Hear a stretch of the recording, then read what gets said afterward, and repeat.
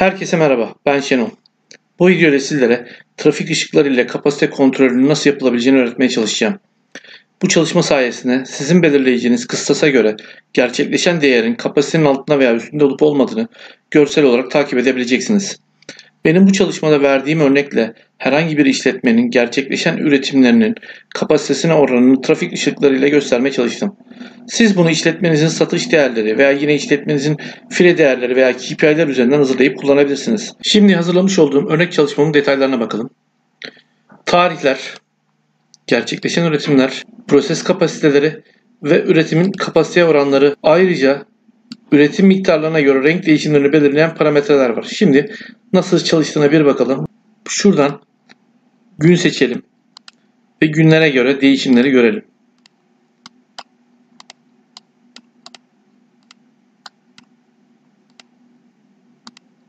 Veya formüller şimdi hesapla deyip aynı günün değişimlerini bu şekilde de görebiliriz. Şimdi bu örnek çalışmamızı yapmaya başlayalım. Bunun için şu alanı alıyorum, kopyalıyorum, sayfa 2'ye özel yapıştır, değerleri diyorum, özel yapıştır, biçimleri diyorum,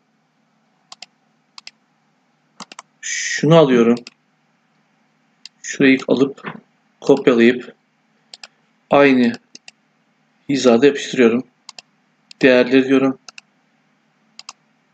biçimleri diyorum, ekleye geliyorum. Buradan şekillerden şunu seçiyorum. Yuvarlatılmış dikdörtgeni ve şuraya şu şekilde çiziyorum.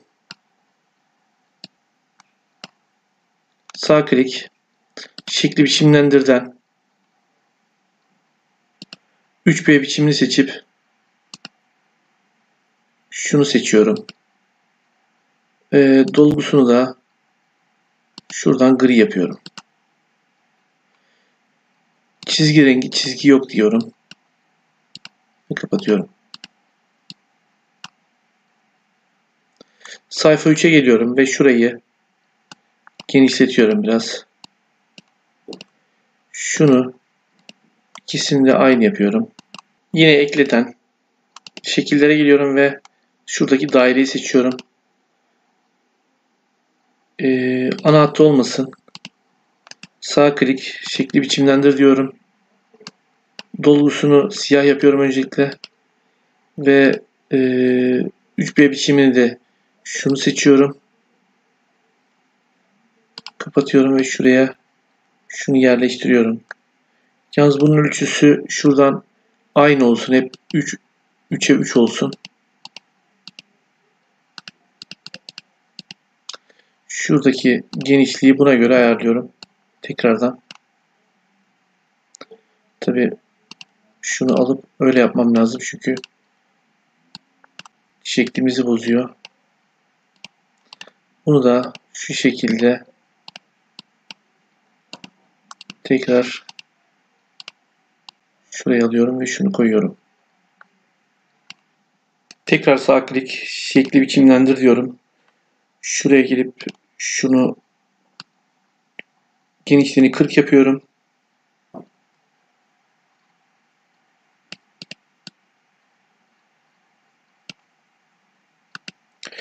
Yüksekliğini de 30 yapıyorum.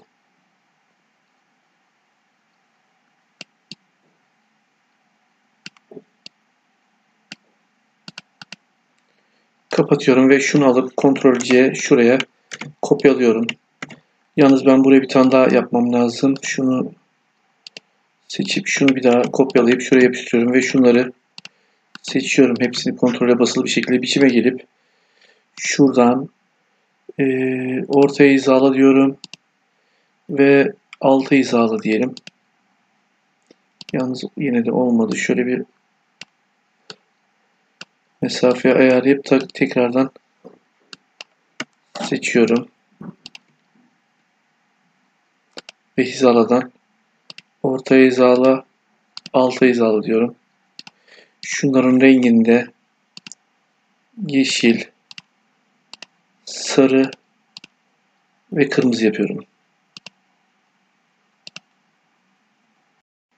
Tekrar şeklimizi seçiyoruz. Biçimden şekil efektlerine geliyorum ve parlamaya, yeşil için şunu, sarı için şunu, kırmızı için de şunu seçiyorum. Ve dördünü tekrar seçip kontrole basılı bir şekilde sağ klik nesne biçimlendir diyorum. Özelliklere geliyorum. Hücreleri taşıma ve boyutlandırma diyorum. Kapatıyorum. Daha sonra sayfa 2'ye geliyorum. Aynı şekilde şunu şekli biçimlendir. Özellikler ve şunu seçiyorum. Şuraya tarih seç yazıyorum.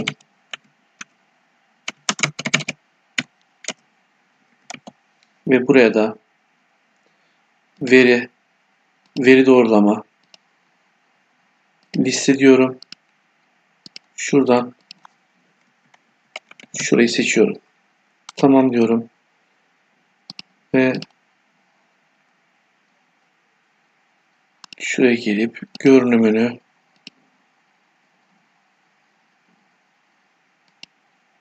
kısa tarih yapıyorum.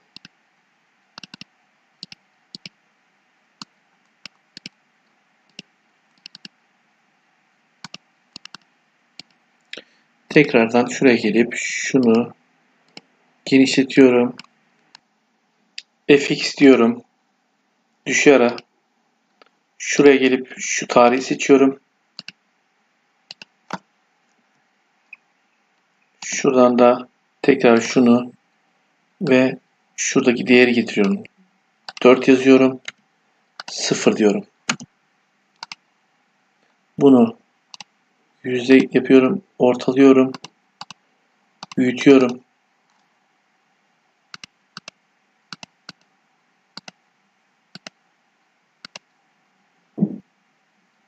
%28 iyidir. Şunu da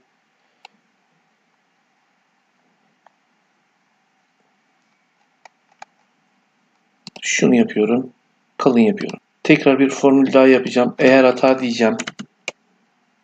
Eğer hata olursa git şunu tire yap. Enter diyorum. Buraya geliyorum. Shift eşittir. Eğer diyorum. Şurası küçük %40 ise tırnak içinde git kırmızı yaz. Tırnağı kapatıyorum. Eğer tekrardan diyorum. Şurası küçük eşit %70 ise git sarı yaz tırnak içinde. Tırnağı kapatıyorum. Tekrar tırnak açıyorum. Hiçbirisi değilse yeşil yaz. Kapatıyorum. Enter diyorum. Evet diyorum. Ve bir formül daha ekliyorum buraya. Eğer diyorum şurası eşit ise tırnak içinde tireye yine tırnak içinde siyah yaz. Tırnağı kapatıyorum. Değilse şunu uygula. Şurayı da bir parantez ekliyorum ve formülümüzü tamamlıyorum. Şimdi diğer formüllerimizi hazırlayalım. Formüllere geliyorum. At yöneticisine geliyorum.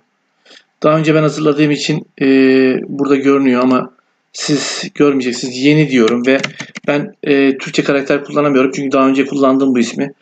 Kırmızı yerine red yazıyorum. Şuraya geliyorum. Şunu siliyorum. Eğer diyorum. Parantez açıyorum.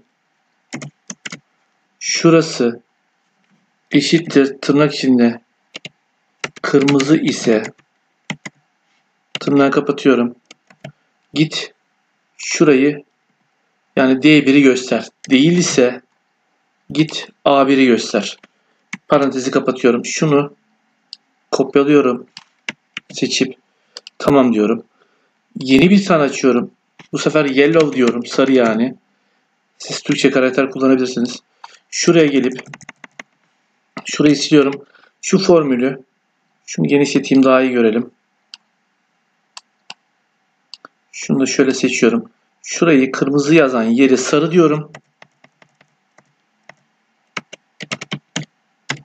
Şunu da D1'i de C1 yapacağım. Şunu. Diğerine dokunmayacağım. Siyah olarak kalacak. Tamam diyorum. Yeniden seçiyorum ve bu sefer de yeşil diyorum. Ve green. Şurayı siliyorum. Şunu tekrar yapıştırıyorum. Kırmızıyı yeşil yazıyorum.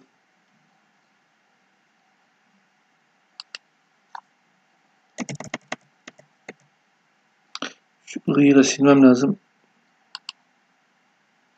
Seçmesi gerçekten zor oluyor burada. Yeşil yazıyorum. Olmadı. Yeşil yazıyorum. Şunu da B1 yapıyorum. Kapatıyorum. Evet diyorum. Şimdi şuraya da formülümüzü uygulayalım. Buraya gelip girişten koşullu biçimlendirme, kuralları yönet, yeni kural diyorum. Şunu seçiyorum. Şuraya tıklıyorum. Şu eşit tırnak içinde kırmızı ise biçimlendire geliyorum. Yazı tipi kırmızı olsun. Tamam diyorum. Tamam. Tekrar yeni kural. Şurası eşit tırnak içinde sarı ise biçimlendir. Yazı tipi sarı olsun. Tamam. Tekrar yeni kural. Şu eşit tırnak içinde yeşil ise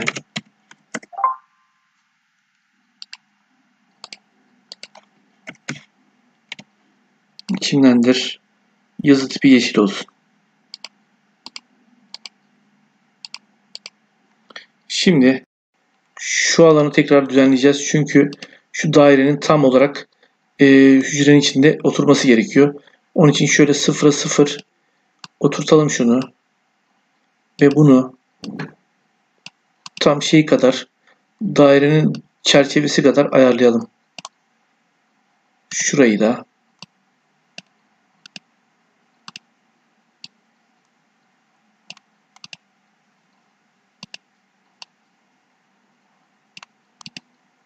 evet. Aynı şeyi şuraya uygulayacağım. Şuraya da aynı şekilde şuna ve bunları da şunların içine koyacağım. Hatta şöyle yapalım. Şunları şöyle boşluklar bırakalım. Çok az bir şey daha şöyle boşluk bırakıp çünkü o çizgilerin görünmesini istemiyorum.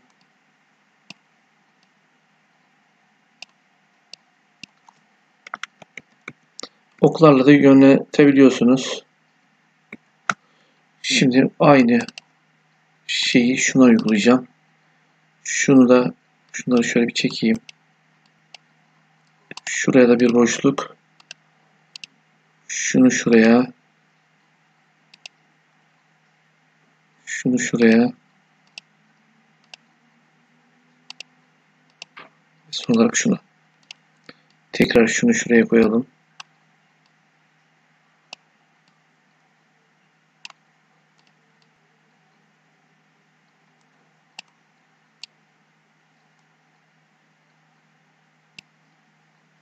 Şimdi bunları hizalayalım.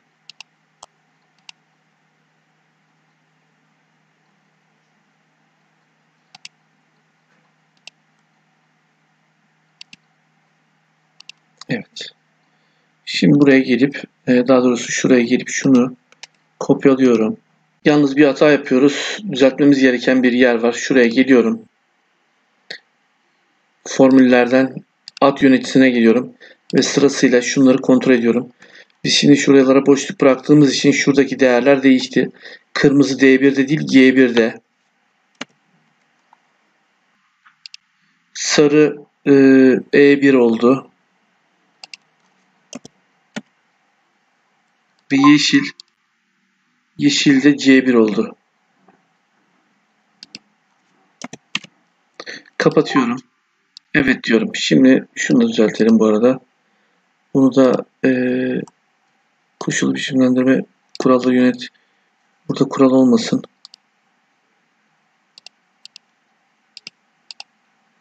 Şunu da küçültelim. Bir volt olmasın. Hatta şurayı birleştirelim. Daha güzel görünsün.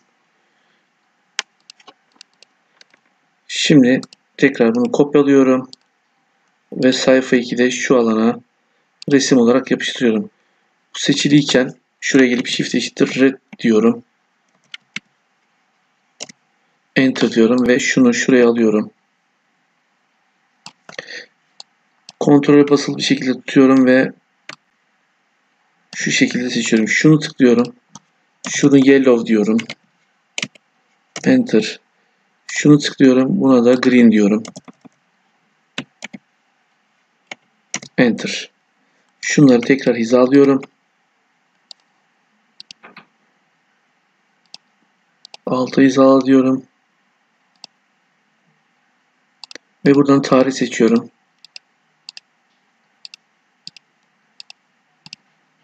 Şimdi tekrar sayfa 3'e geleyim. Şurayı kopyalıyorum. Ve sayfa 2'de şuraya resim linki olarak yapıştırıyorum. Görünümden kılavuz çizgilerini kaldırıyorum. Şurayı da Shift eşittir diyorum. Rastgele arada formülünü uygulayacağım. 10'dan 100'e kadar Enter. Şurayı da B2 bölü C2 diyorum. Şunu aşağı doğru çektiriyorum. Şurayı da aşağı çektiriyorum. Ve formüllere gelip şimdi hesapla diyorum.